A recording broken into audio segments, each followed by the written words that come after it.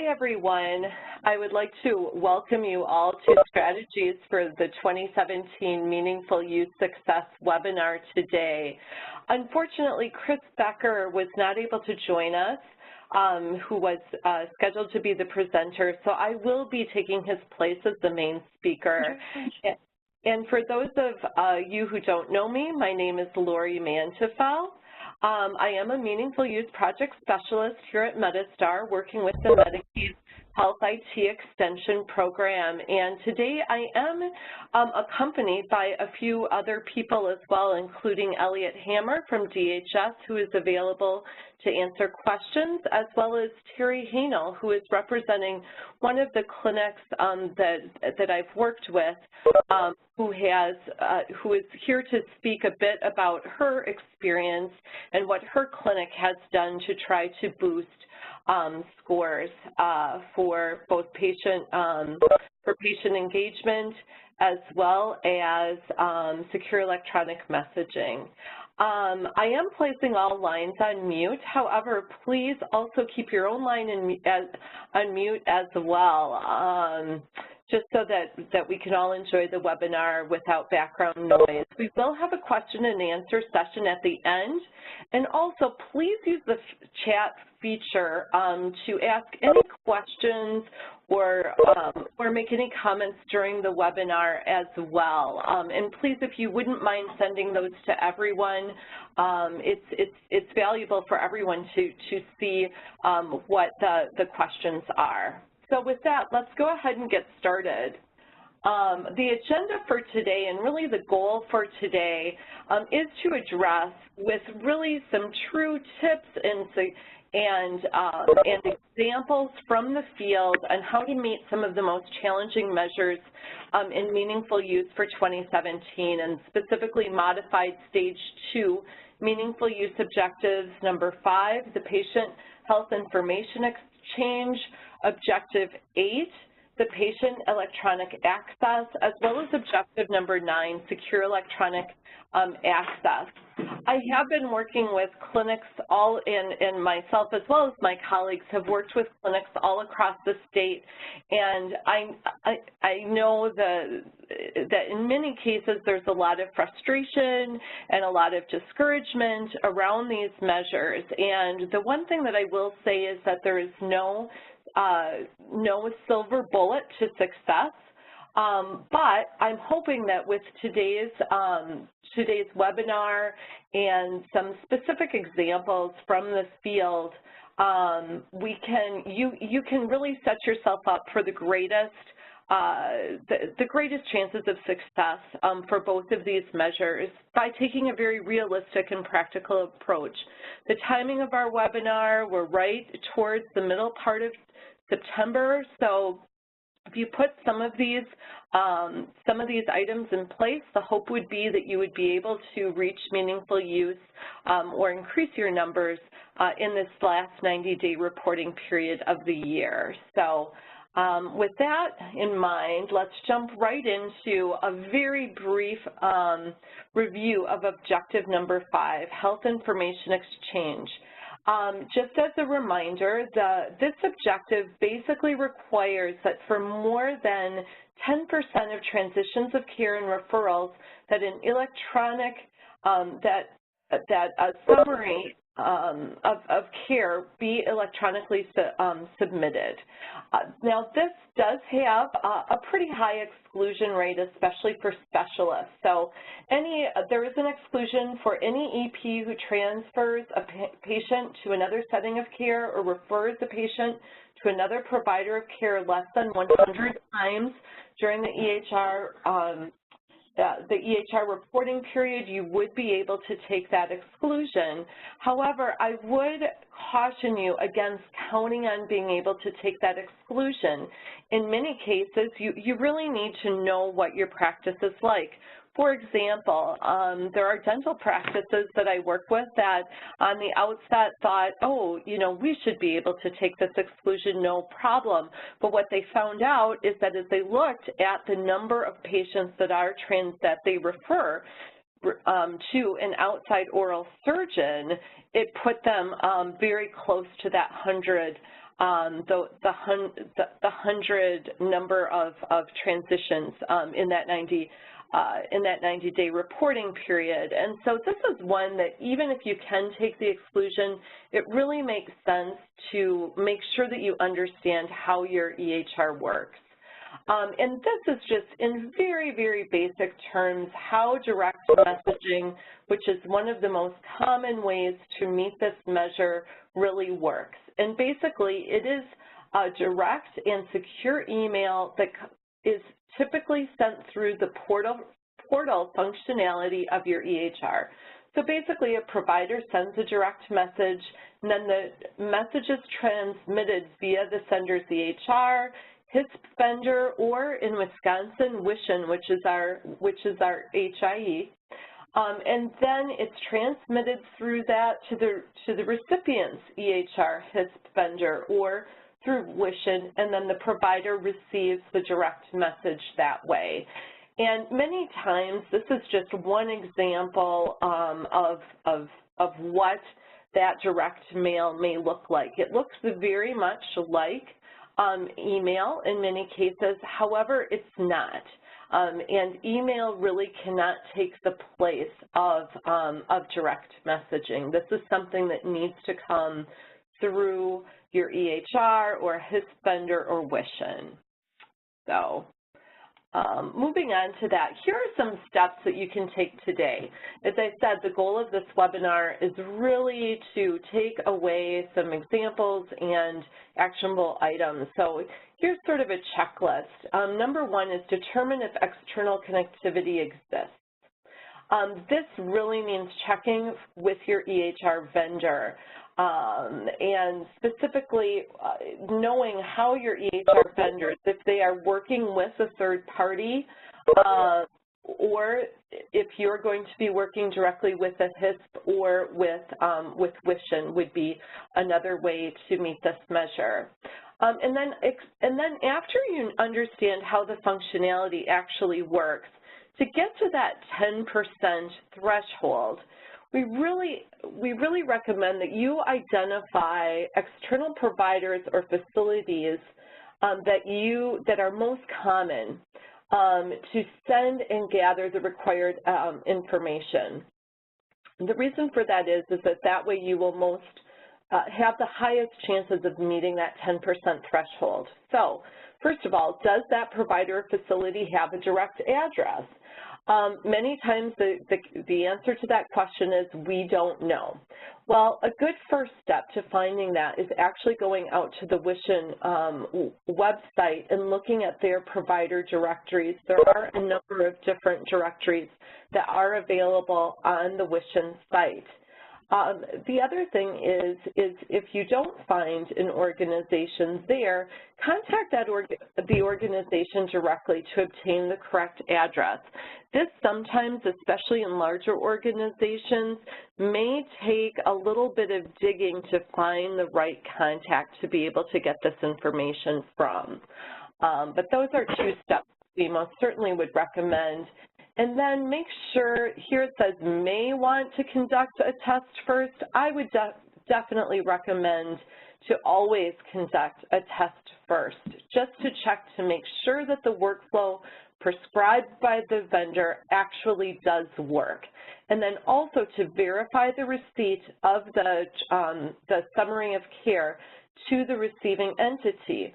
Many times, I shouldn't say many times, but this is a good place to start any troubleshooting right away and understand what may or may not work, okay? So if something is not showing up on your HIE, on your Meaningful Use dashboard, and you know that you are submitting these summary of care electronically, that's something to work on with your vendor.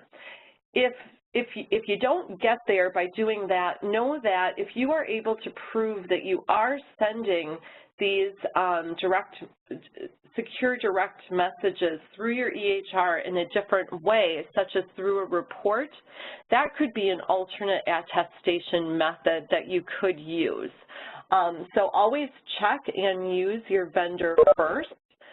But know that if your Meaningful Use dashboard is not working and you cannot make the correct information show on the dashboard, that there are alternate attestation methods, and contacting Medistar and working with your project specialist is a great first place to start there as well if you are having difficulties. And then follow the same process to subsequently generate and send real patient summaries of care as appropriate as well. I am going to move on to objective number 8, which is patient electronic access. And once again, I'm going to just very briefly mention what these objectives are. The first measure is that more than 50% of all unique patients seen by the EP during the EHR reporting period need to be provided timely access to view, online, download, and transmit to a third parties or health information. Now, this does not mean that 50% of patients need to sign up for the portal, but they need to know how, and the fact that their electronic, that it is possible to be able to do this, okay? So that needs to be for more than 50% of all unique patients. And then for measure 2, that is a bit, and this is the one that is really challenging, is that in 2017, 5% of unique patients seen by the EP during the EHR reporting period actually, or the patient or an authorized representative, which is a very important note to make for certain practices, especially pediatrics, as well as geriatric practices. But 5% need to actually go online to view, download, or transmit their data. And I know I've worked with many, many clinics that when they see that second measure, they're like, wait a minute, how are we going to do that? And so, and the sad thing is that, or I guess the reality of the situation here is that here are the objectives, the exclusions to objective number 8. And here in Wisconsin, the bottom line is basically that unless you're working with a provider who is not seeing patients in the 90-day reporting period, as states here that they neither order nor create any of the information listed for inclusion, that they will need to attest, because really there are no counties in the state of Wisconsin that really fit this criteria of having 50% or more of its housing units with the 4 megabytes of broadband availability. So that is the reality of it, is that this is a measure that you will most likely need to meet and not be able to rely on an exclusion. So here are some ideas. First of all, many studies do show that people who actively seek to learn about and manage their health are more likely to participate in preventative and healthy behaviors. We all know this. I know we struggle with engaging our patients, not just on patient portals, but just struggling to get them to manage their health conditions, especially chronic conditions. This is an important point, though, and a portal may help do that. The other piece of it is, and I can't emphasize this enough, this is a team effort. This is not a measure that is going to be met by having someone click a switch in the background, or you know, and it's not a setting in your EHR that, okay, we've got that one, we can attest yes, or that would ensure that you would have a high numerator and meet that threshold. This really, really is a team effort. And the things, and here are just some, I guess you'd almost want to consider the selling points for portals, that you can talk not only to to patients about, but also to staff, because many times part of the barrier is getting staff to really understand the benefit of patient portals and the importance of meeting this measure in order to get those incentive dollars. So here are some things just that patients and caregivers do value when they get used to using patient portals. Being able to communicate easily.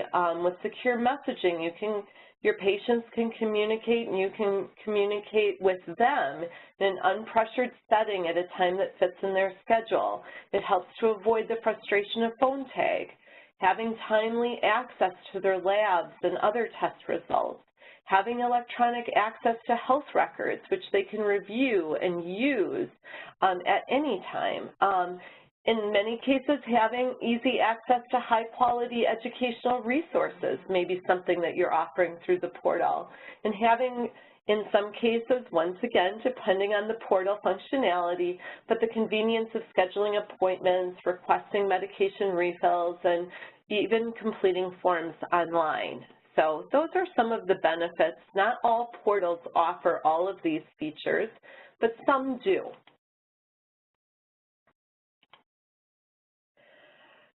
The first really tip is to facilitate easy or as easy as possible enrollment into the portal. And I just want to put the disclaimer out there.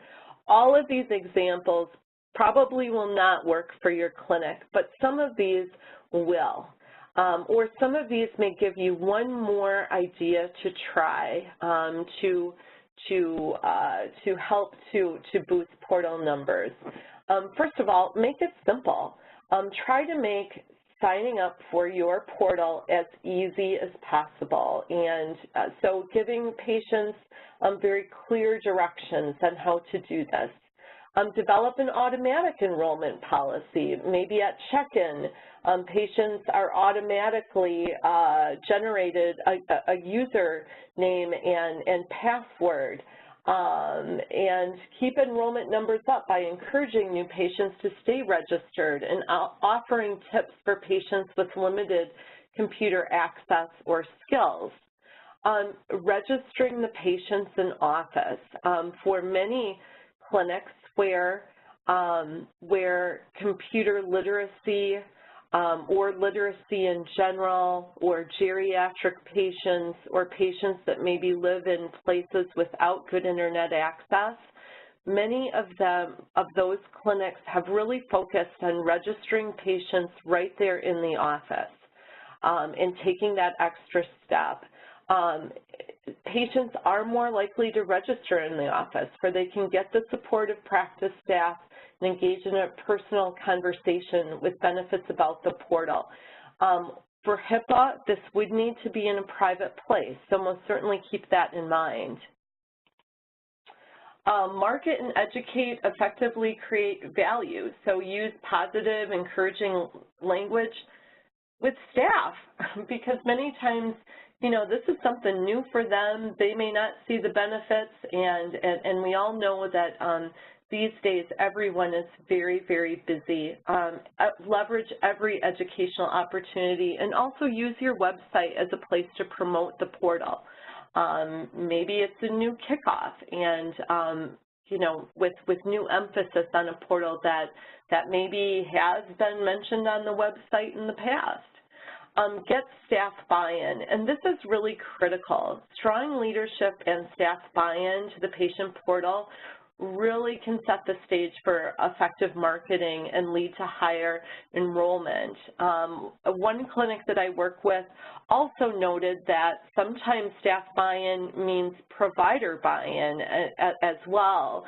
One clinic shared with me that they found that providers who mentioned the portal during the visit and encouraged their patients to meet with staff about it, really saw an uptake in the portal. Even just something very simple. I mean, we're not suggesting that the doctors start going into the portal with patients, but just kind of saying just a simple mention like, hey, you know, we have a new portal, and I'd really like for you to spend a few minutes with staff today to get yourself set up so that you can see your lab results could be an effective approach to take.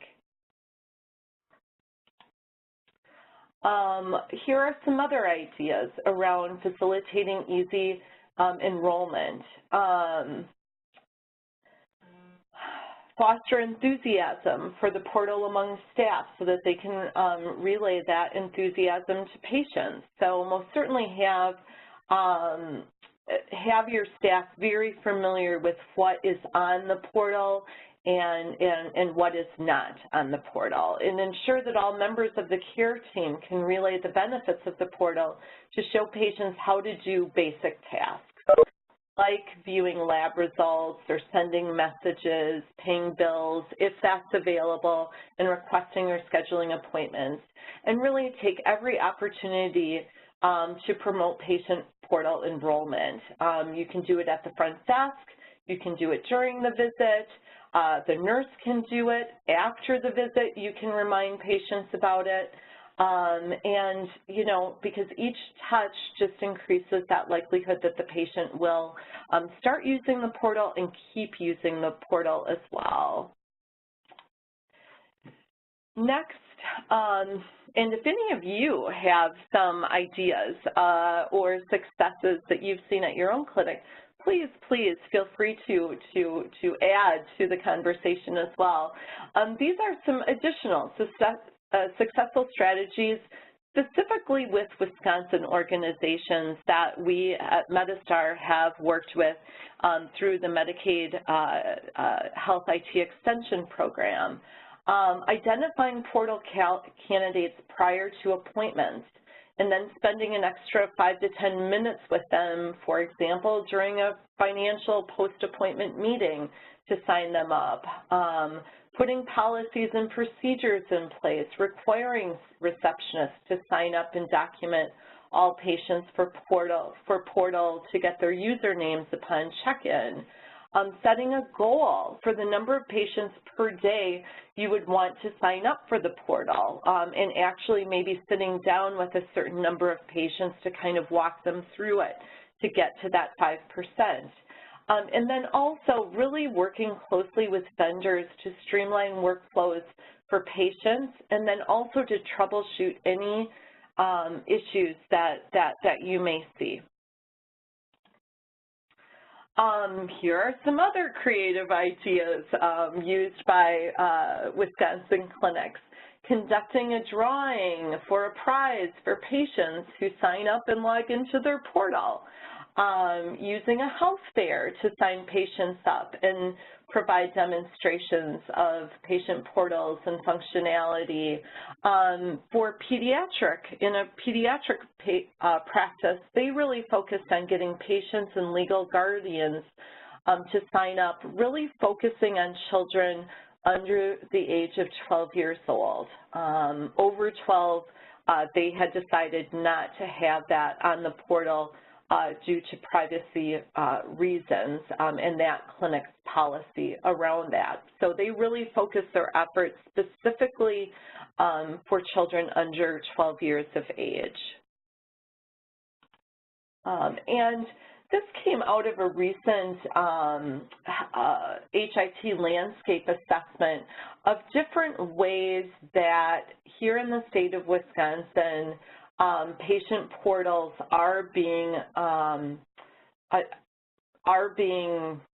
sort of marketed, or how patients and member portal encouragement methods, which methods are being used. So through signage, social media, even radio, instruction-based enrollment assistance provided in paper form, instruction-based enrollment provided in electronic form, email or postal mail follow-up, and reminders to register. So as you can tell, I mean, there's really a variety, and it's not a question of doing all of these things, but picking a few things and then really tracking it within your clinic to really know what are the number of patients that you really need to engage to reach that 5%. And once you start doing the math, all of a sudden you realize, oh, this is 5 patients in per day, or, you know, or in other cases, in a smaller practice, it may be with a single provider, it may be 5 patients per week. But knowing what that is, all of a sudden makes it seem a lot less daunting. Moving on to secure messaging, in 2017, this measure also increased to more than 5% of unique patients seen. And there are a couple of things that I really wanted to emphasize here, is that the easiest way to meet this measure is to send secure electronic messages. They do need to be medically related, but they do not need to be unique to that particular patient or the specific visit, okay? And once again, in the state of Wisconsin, there are very few providers that will be able to meet any kind of exclusion at all, unless they have not had any office visits during that EHR reporting period. Tips to ensure success. Develop clear policies and procedures for defining staff roles along with thorough training. Once again, this is a team effort. This isn't just one person's responsibility. If you are going to be successful, you really need to have buy-in across staff. And decide as a clinic how patients should use or should not use the portal. Some communications are better conducted and more appropriate in person. And then configure the system as much as your EHR allows to have all messages come into a central, frequently monitored inbox for triaging if possible. And this is something that each EHR works a little bit differently. And then define who checks this inbox and how often.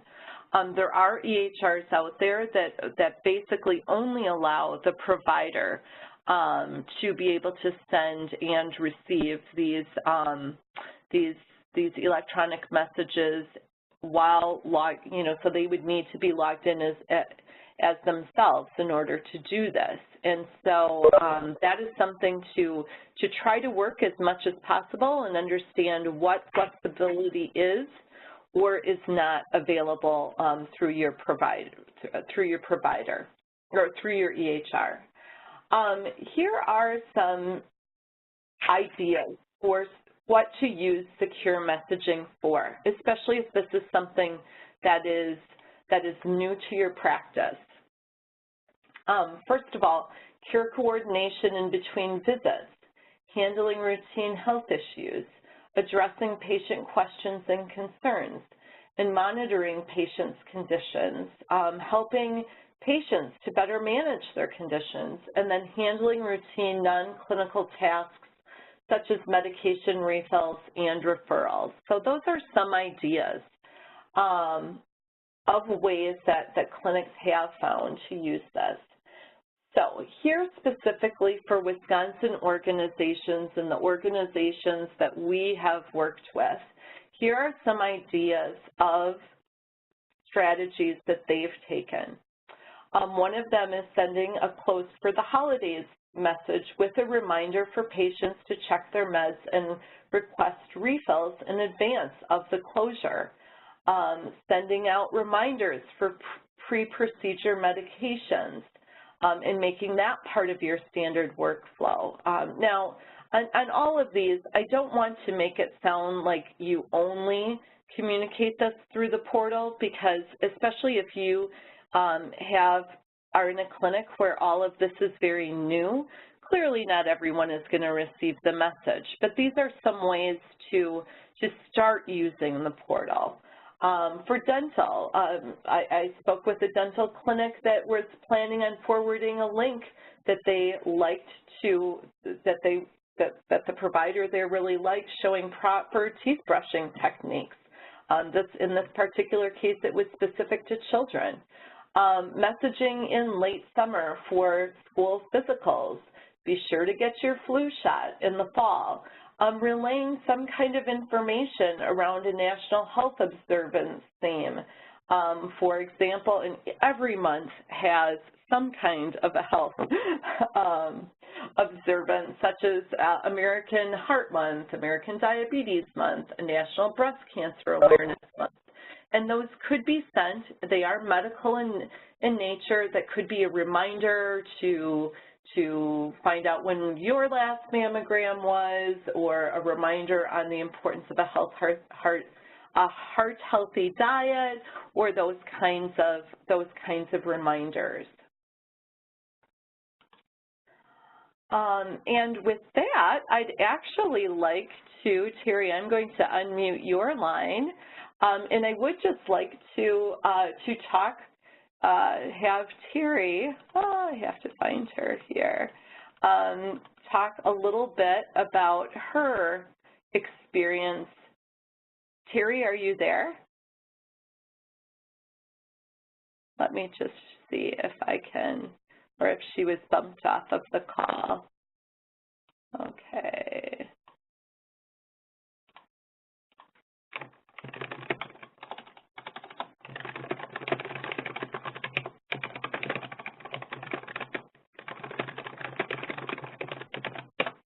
All right.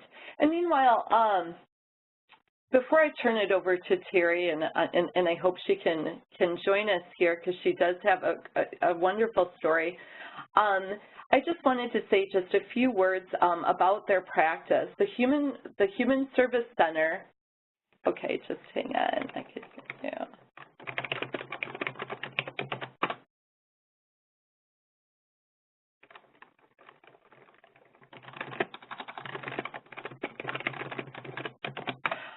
The Human Service Center is located in Rylander up in northern Wisconsin, and it does provide behavioral health services primarily for residents of Forest, Oneida, and Vilas counties. I met Terry, I believe, the beginning of this year, and when I started working with them, they had very few patients logging into their portal, and virtually no secure electronic messages were being sent. We lamented for quite some time.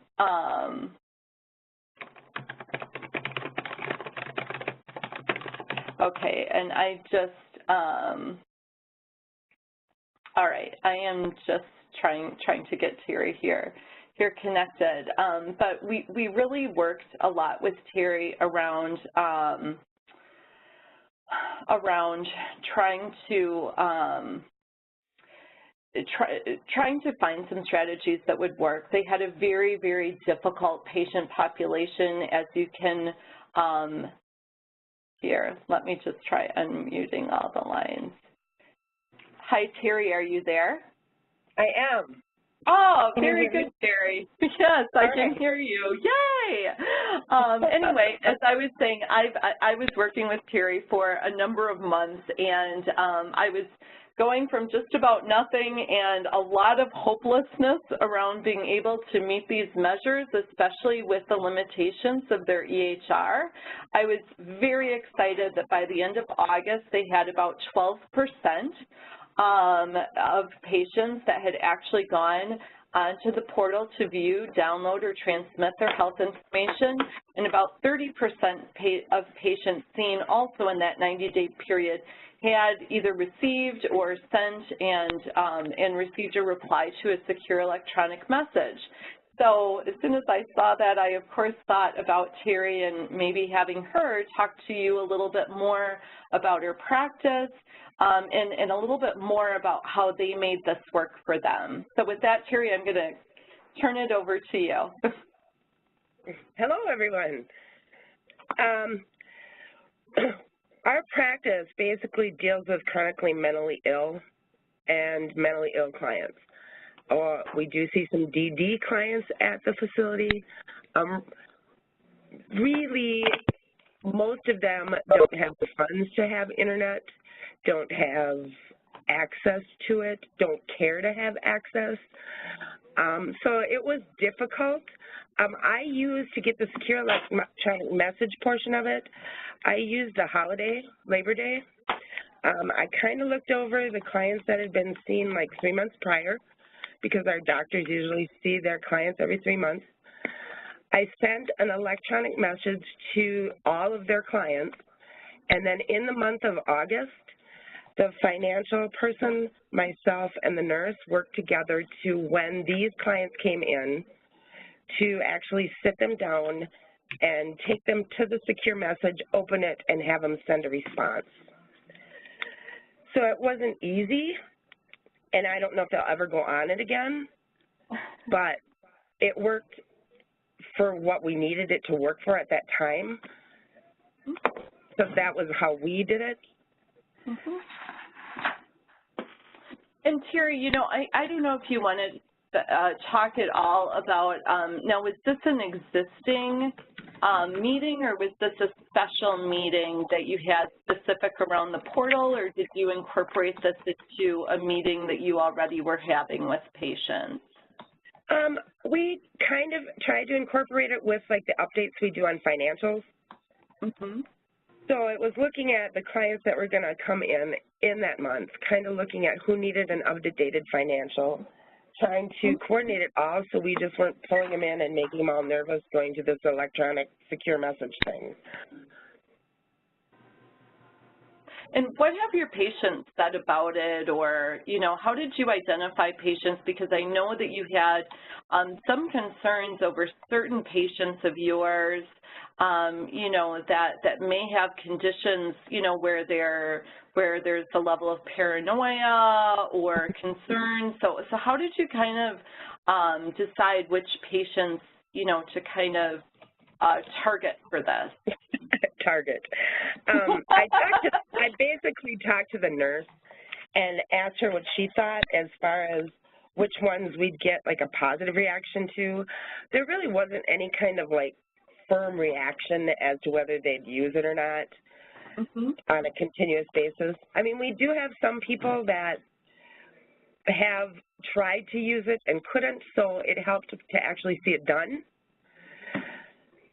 So I think it was a good thing, and I think maybe because we're switching EHRs at the end of this year, so I think right at the beginning, once we learn how to use it, we'll probably set up like a kiosk and have them shown right away.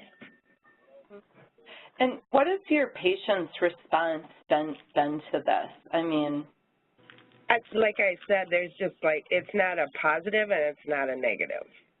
Okay. And then we had some that just said, no, I'm not interested, and wouldn't even come and sit with us and look at it. So I was nervous that we weren't even going to get the 5%, but we did, because more towards the end, I guess the clientele was different or whatever, and they were more accepting. So. Good. Well, Terry, thank you so much for sharing that with the audience. Just a little bit of a real-world example of what they did. I did want to go ahead. We do have the lines open for questions at this time, as well as our chat is available. And so please, you know, I'd really like to open this up to questions either for myself, for Terry, or for Elliot Hammer from DHS as well.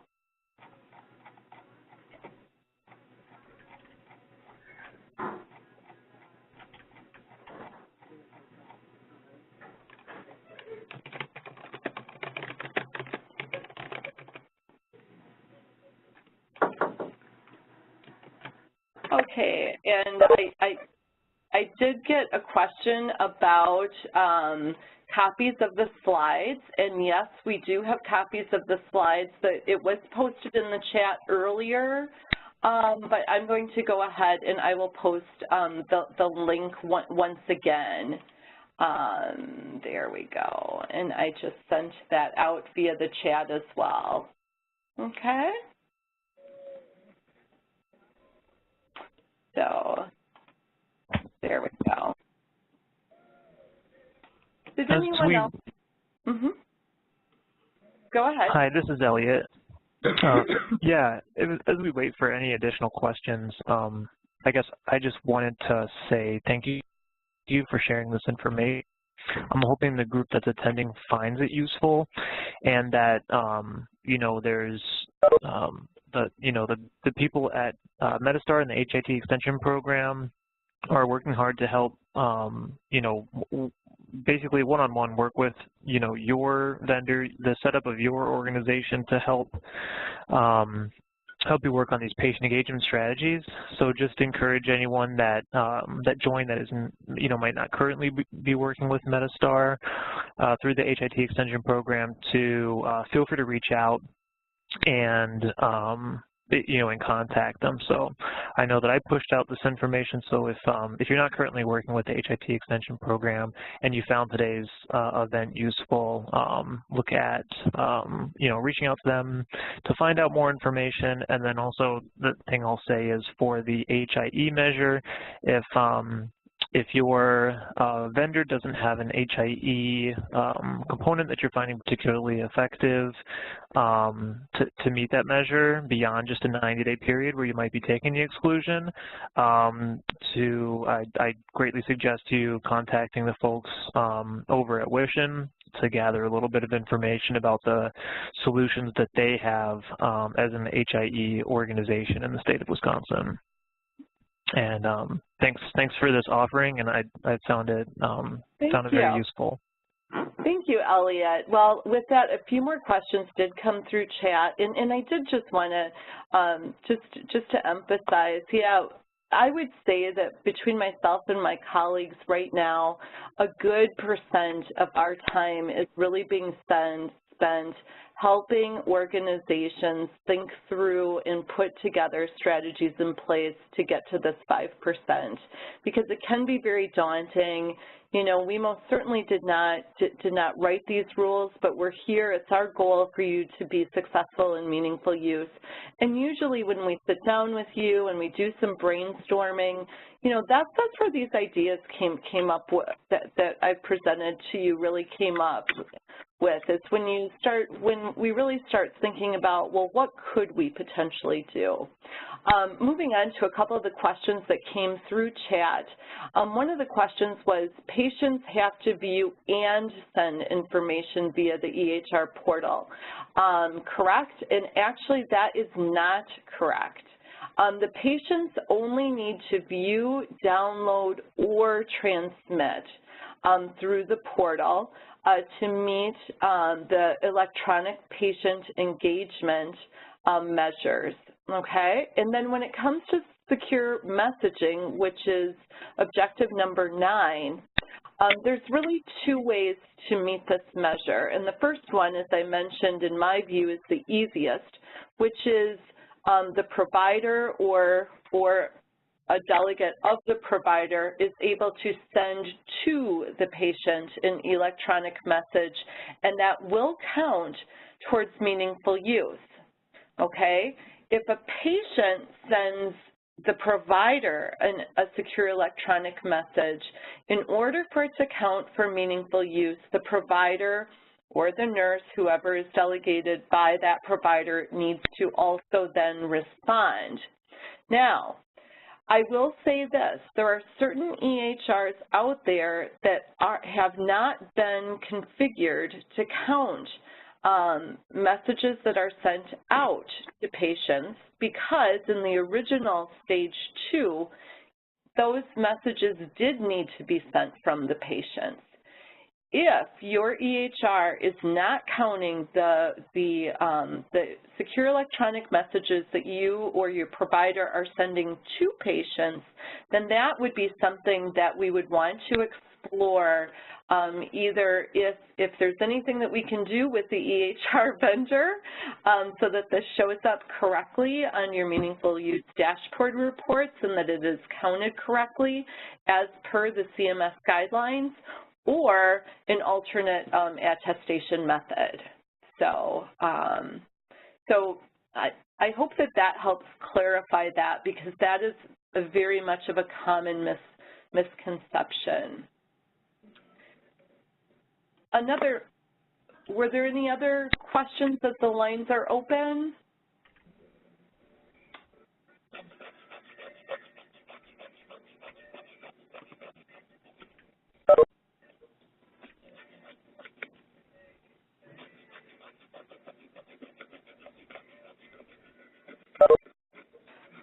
I did get one other question about, does the secure message have to be sent by the patients? And as I just mentioned, the answer to that is no.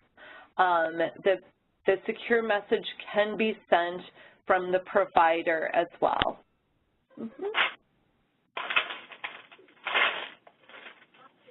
All right. Did anyone else have any questions or maybe something that you've tried at your clinic?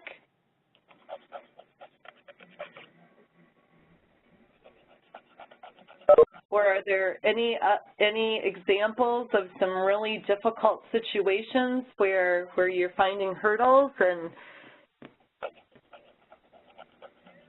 and you'd like a thought or two on what other clinics are doing in a similar circumstance?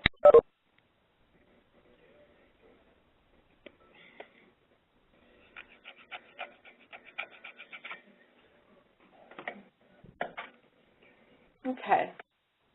Well, while I'll leave the lines open for a few more minutes, I did want to mention that we are having another upcoming event. And this is actually during that 90-day final reporting period for the year, the final 90 days of the year. That is on Tuesday, October 17th, and that is an open office hours call. So this is a great opportunity to run your meaningful use reports prior to the call, see how you're tracking, and if you are experiencing any hurdles, most certainly bring those because other clinics are probably in a similar situation. And then I do have a number of additional resources that we included here, both from from CMS, from the ONC, as well as the Health Information Technology Landscape Assessment. That was recently made available. And then here is my contact information at Medistar as well. As Elliot said, Medistar is working with the Medicaid Health IT Extension Program, where we are able to provide meaningful use assistance free of charge to Medicaid enrolled providers. So definitely contact us. We'd be more than happy to work with you on these measures or answer any questions and work through attestations with you. Were there any other questions or concerns that the group wanted to talk about today?